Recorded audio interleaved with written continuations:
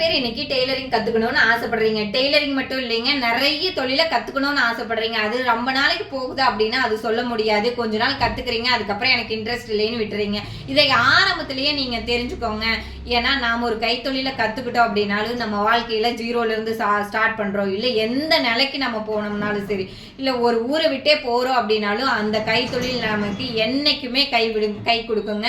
நம்ம கற்ற தொழிலும் கற்ற கல்வியும் என்னைக்கும் நம்மளையே கைவிடாதே அப்படின்னு நினைச்சு நம்ம அந்த தொழிலை கத்துக்கிட்டோம் அப்படின்னா முழுமையா கத்துக்க முடியுங்க. இப்போ ஒரு பிளவுஸோ ஒரு சுடிதாரோ என்ன ஒரு ட்ரெஸ்ஸோ தைக்கிறோம் அப்படின்னா முதல்ல என்னன்னு தெரிஞ்சுக்கோங்க. அது எதுக்காக யூஸ் பண்றோம் அப்படிங்கிறத தெரிஞ்சுக்கோங்க.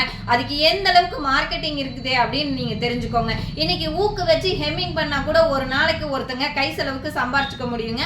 அந்த அளவுக்கு இந்த ஃபீல்ட்ல நிறைய மார்க்கெட்டிங் இருக்குது. ஆனா இது நிறைய பேருக்கு இதோட வேல்யூ தெரியறது இல்ல.